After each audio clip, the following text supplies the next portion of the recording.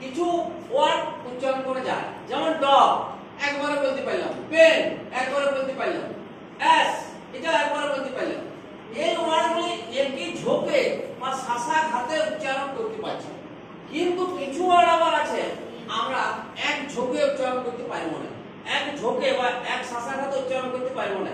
যেমন মাংকি, এটা কিন্তু মাংকি, এই যে কথাটা মাং আর কি, মাং আর কি দুটো আছে। এই যে মাছটায় একটা আমাদের হ্যাঁ মাং, তারপর কি হচ্ছে, কারণ একবার আমরা উচ্চারণ করতে পারবো না, একটি শাসা ঘাতে পারবো না।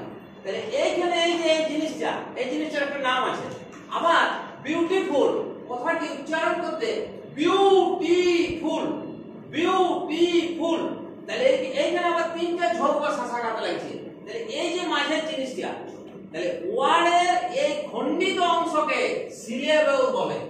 ওয়ার্ডের এই যে খণ্ডিত অংশ বিউ বা টি বা ফুল, এইটাকে বলছে সিলেবল। তাহলে সিলেবল হচ্ছে ওয়ার্ডের একটা খণ্ডিত অংশ যা এক ঝোঁকে বা শাসা ঘাতে উচ্চারণ করা যায়।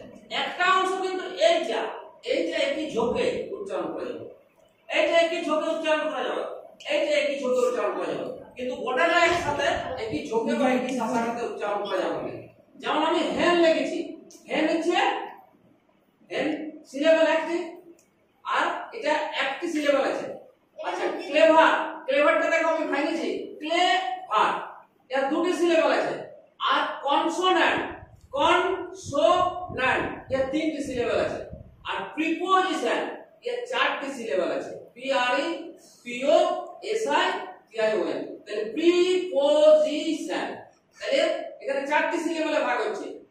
তাহলে প্রথম ওয়ার্ডটা একটি সিলেবল, ক্লেভারে দুটি সিলেবল, হ্যাঁ কনসোনেন্টে তিনটি সিলেবল, আর প্রিপোজিশনে চারটি সিলেবল। তাহলে আমরা এমনি যে কোনো ওয়ার্ডে যখন আমরা বলি তখন কিন্তু আমরা এইরকম সিলেবল আমাদের তার মধ্যে থাকে।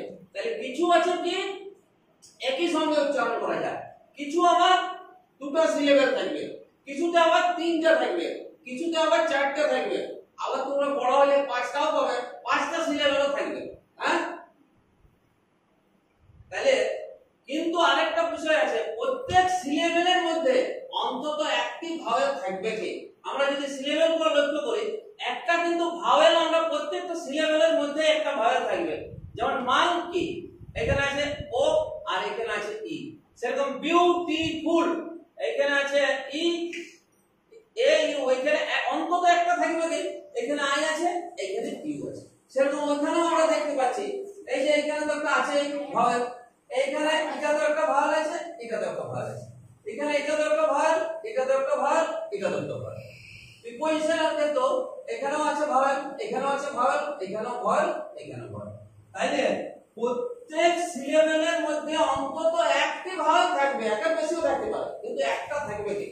তাহলে এইভাবে আমরা যদি সিলেবল করে হ্যাঁ সিলেবল ভাগ করে আমরা ওই উচ্চারণ করতে পারি ওয়ার্ডগুলো, তাহলে আমাদের বানানোর ক্ষেত্রে খুব সহজ হয়ে যাবে।